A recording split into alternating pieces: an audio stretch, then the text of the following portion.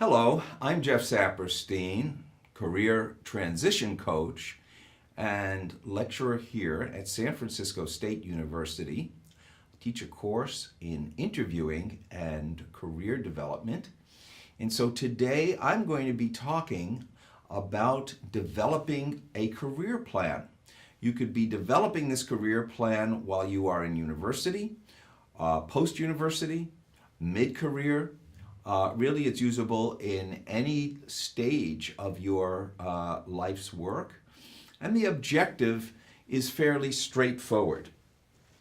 What we'd like to do today is help you understand your own values and purpose to reimagine your own life. We start with you.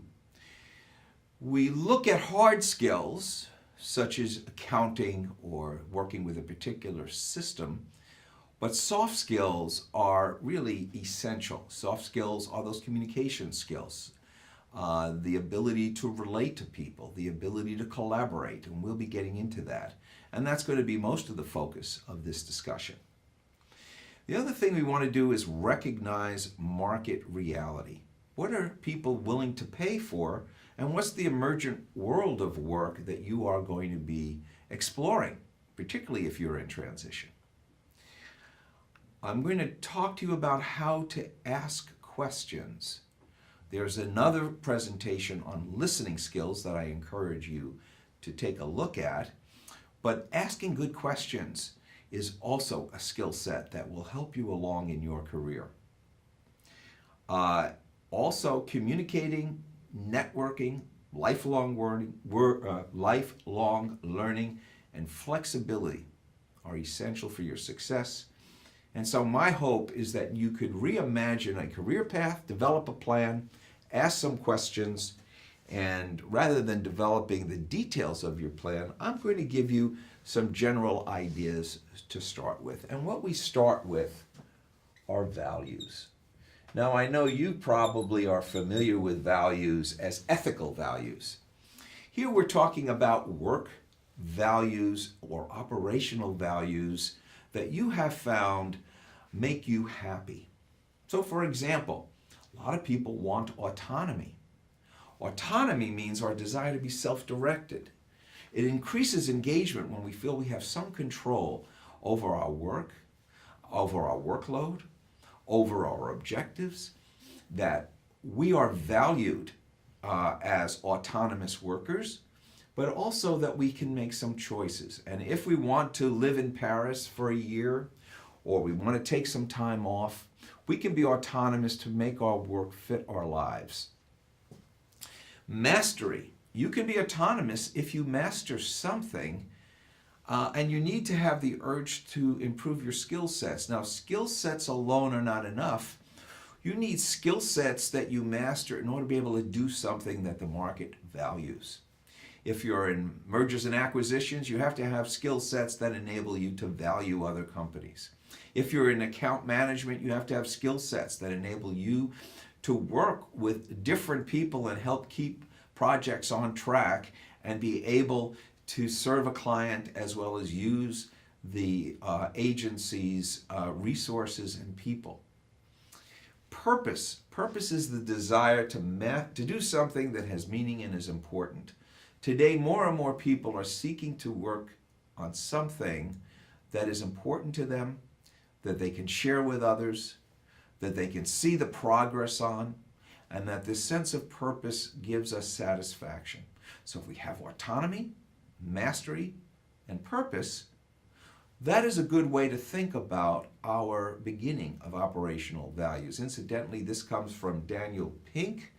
The Surprising Truth About What Motivates Us, and Daniel Pink has written about this extensively. I encourage you to take a look at some of his writing. So when we look at values, we have to ask the question, who are you? Now, this is not a philosophical exercise. We're not talking about existence. We're not talking about something esoteric. We're talking about assessing your lived experience, the experiences you have accumulated to make you a unique, knowledgeable actor. And usually we can glean these experiences by looking back at some of the roles we've played, the structures we've worked in, the projects that we were engaged with, to understand the elements of what were necessary in our lived experience to make us feel fulfilled. And every person has our own unique set of this lived experience values. So you mine those golden insights and start to compile those experiences that most satisfied you. From those experiences, you can create a list of preferences and proclivities. I recommend that you use the app called Knack App to align your proclivities with career paths. And you can go on Knack App and take a look at it.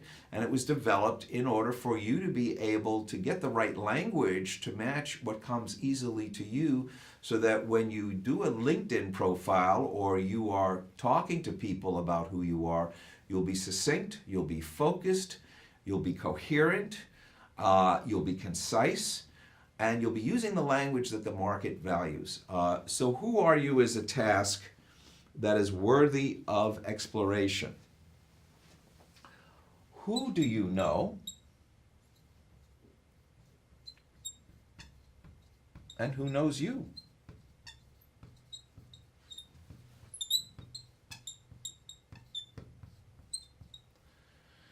In the interconnected world, we can know many people, and many people can know us, even if we haven't met face to face with everyone that are in our circles. Hunter Hastings and I wrote the book, The Interconnected Individual, Seizing Opportunities in the Era of AI, Platforms, Apps, and Global Exchanges, with the very idea that the network that you have available to you and the access to collaborators, to recruiters, to people who are teaching skill sets, to colleagues that you may have worked with or will work with in the future. This is a wonderful way of finding a way of expanding your circle of contacts. It's one of the most important things that you can do in your own career development. So networking enables you to connect with others, to up your game, to open mutual and shared opportunities, and to develop business. You also need to consider lifelong learning.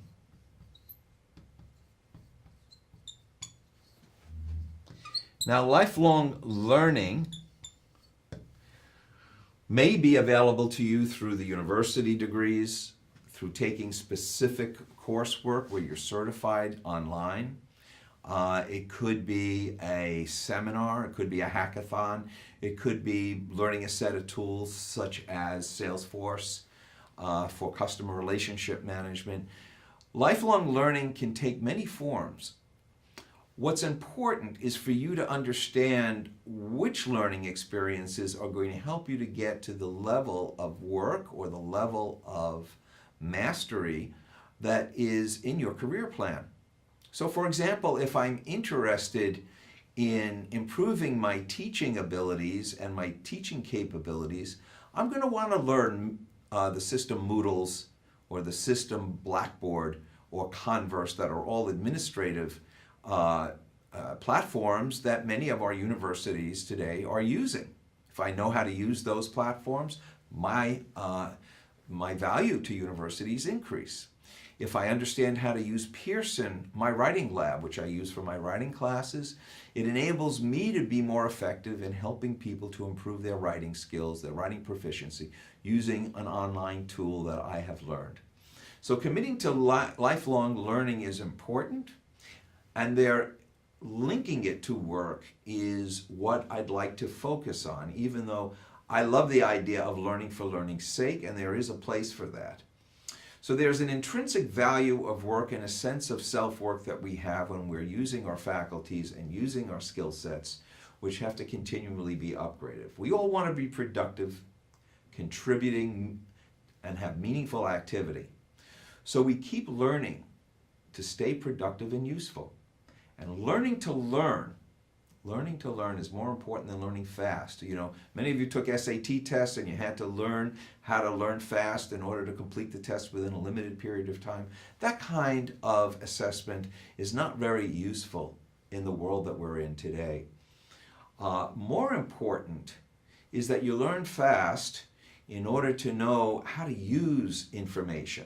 What can you do with what you have learned is a question that Vince Cerf, someone that I have on my podcast series interviewed, who has contributed greatly to improving people's ability to learn how to learn. Where do you fit?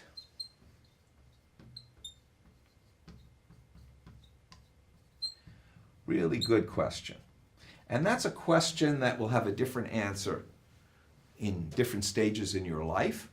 At some point, you may fit in an entrepreneurial setting. In another stage, you may fit working for some large organization, such as a community foundation or a nonprofit or a corporation. And then maybe you may fit working in a university environment, or you may be able to work on some of these in parallel. So cultivating an awareness of where you prefer to fit, what environment suits you, and where you can add value and are valued is an important consideration. So build your experience on what you know. You already have some work experience, I presume, but expand your comfort zone in terms of the region you may choose to work in, the field that you may be endeavoring in, a certain industry that you may choose in the future, because the broader your spectrum of work experience, the more wisdom you have really in your perspective. I suggest that you choose your region carefully, because if it's in the San Francisco Bay Area, well, then you're going to be around a lot of people who are innovative, who are working on exciting ideas. Same in Denver, same in New York, same in Seattle, same in Austin. There are these centers of creativity, not only in the United States, but all over the world, that are interconnected. And these interconnected regional clusters attract like a magnet creative people, innovative people, the kind of people who you may want to befriend, the kind of people that you may want as colleagues, the kind of workplaces that you may want. So different regions expand your experience, making you more valuable because you have different contexts to bring. If you can be an any place person, meaning that you could live in Europe, you can live in Asia, you can live in Latin America or the States, you can still live in one region and work virtually with several others. Being a geographically dispersed worker is becoming more the norm, and the internet enables both work mobility and living stability. And these regional clusters are magnets for the creative class of online professionals, and more of you will be working online with teams. Feel free to cross sectors. It used to be that you chose a particular field, such as law, and you specialized in a certain kind of a discipline in law, like litigation, and then you specialized in tax litigation, and maybe it was in banking.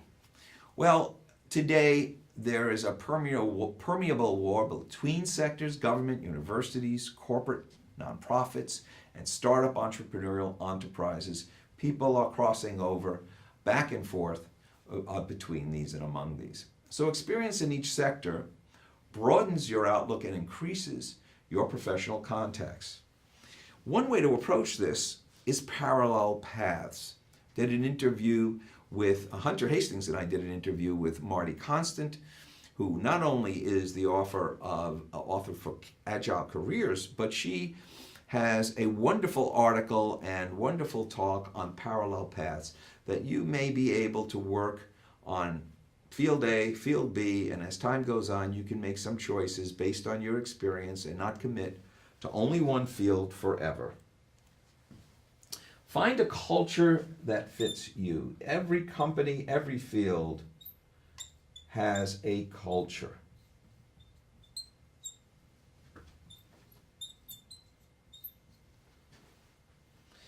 And some people love the university environment. I do. It's where we get to nurture people. It's where we get to develop people's knowledge, learning. It's a wonderfully nurturing environment, and it is a terrific place, at least for me and others, to be able to help others to move along in their lives and their careers. Some people love working in the public sector or the corporate sector for different reasons, or entrepreneurial sector. The more aligned your values are to the culture, the better suited you will be, and the more successful you will be, and the more comfortable you will be. So one way to do this is to look at past employees of a company. How satisfied were they? Look at who's been in that field for 10 years, 15 years. Are those the kind of people you want to be like? Because the people who stay in a field are more likely to develop the culture that you're going to be in than people who are revolving from one thing to another. So find a culture that fits you at any particular time where you're comfortable and you feel that you are fitting in a way that's positive. Sometimes you want to make the transition to a better human environment. It's not a secret that some places are soul-crushing, and the work burns people out. Some places are very interested in developing people, and thereby people like to work there. Making a transition to a better human environment is sometimes the best transition, because you might not need to change your field, you might not need to change your expertise. What you really need is to work for a better boss, work for a better company, work for a better purpose, and find a way where that human environment suits you. For example, if you like to be with family on the weekends and the wonderful place that's paying you a lot of money says you're going to be working every weekend and we need you 7 days a week and you're always on call unless you're in the medical field, and that's part of being a resident, might not be the right human environment for you if you're family oriented. You have to figure that out. Organization structures. There are different structures. There are more or less systems and protocols. There are longer term and shorter term projects. There are hierarchy or team-based, big division or small group.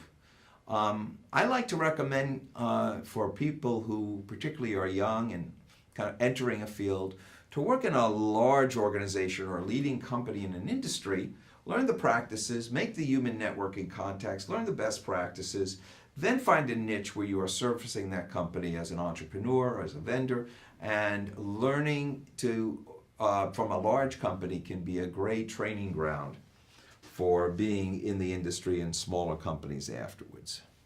So you can choose your workplace style, because today there is much greater flexibility for workplace styles and more opportunity for people who want to fit their work into their life. Particularly if you're raising a family or you're caring for an elderly person or you have other personal needs, you want your work to fit your life and not to contort your life to fit your work. There are some people who don't like to be around other people, and they can now get work just as easily as people who are gregarious, because online work, sometimes you do not need to interact in the same way as you did when you went into an office. So this era enables virtual workers to be independently employed and to choose the work environments that most suits them. Question is, how do we add value?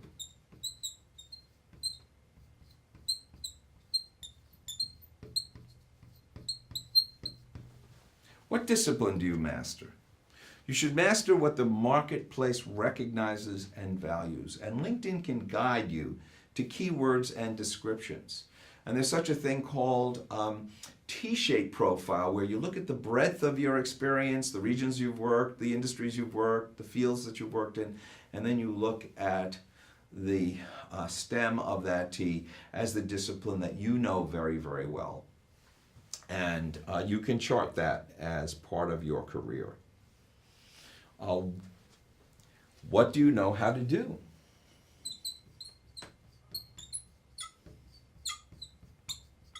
People who hire you want to know what you can do and how to do it. Do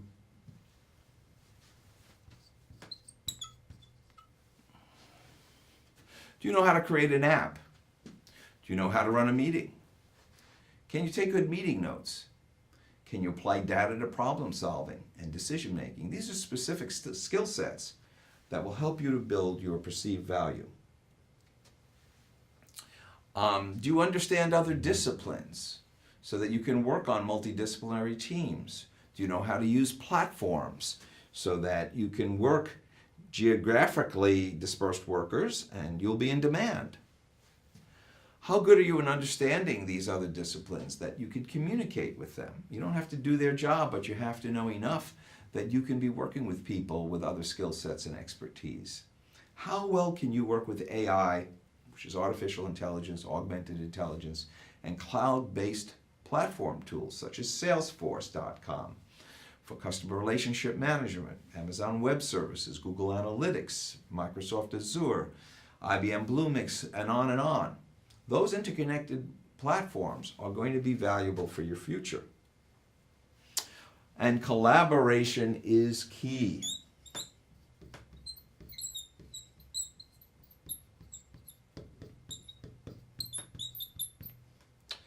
This is what people are really looking for, the person who can collaborate.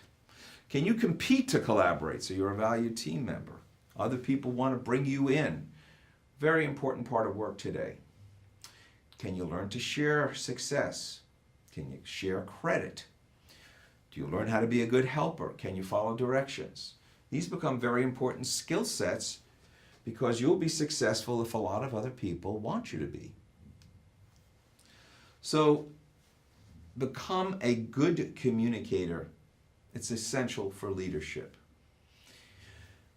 How are your listening skills? Can you manage defensiveness? Can you give and receive signals and read people and events with insight? Can you critique and take critiques in a positive, constructive way?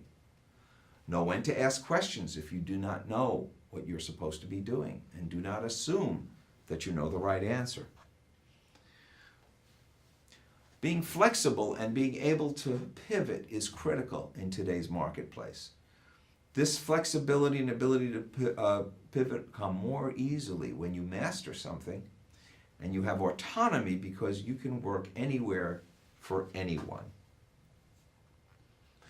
So career plans may change, but success factors are continuous. So focus your game plan on these things in order to be a good team member. Lifelong learning, being able to read and send nonverbal and verbal communication signals, text, phone, video, face-to-face, meeting situations. Understand what critical thinking, writing, and speaking are, and be flexible and being able to pivot. So a couple of questions that I'd like to leave you with. How do others experience me? You may be surprised. 20 people who know you very well could give you very, very good feedback on things that you want to hear and things that you may not want to hear. But it's important for you to understand how others experience you. Sometimes we feel that we're being perhaps very persuasive when others may feel that we're combative, or that we are trying to exert our will on them. How others perceive you and experience you, it will be a critical part of your discerning ability. And how do you interpret others? We all have our filters. In coaching, we focus on this consciousness, energy, awareness, communications, leadership, these questions of how others experience me and how do I interpret others become critical in our success trajectory, because how you show up and how you interpret or maybe misinterpret what is going on will be instrumental to determine what is going to happen for you and what is going to happen to you. What's going to happen for you and to you. I hope that this presentation has been useful for you. I encourage you to take a look at the podcasts on our website, interconnectedindividuals.com. We have interviewed great people who are creating the future of work. It's free. Please access it and link to them on LinkedIn. And we encourage you also to take a look at some of the videos and blog posts that we have on Interconnected Individuals and I have on my personal blog post website, jeffsaperstein.com. Hope this is useful. Best wishes for your success, and thank you for listening.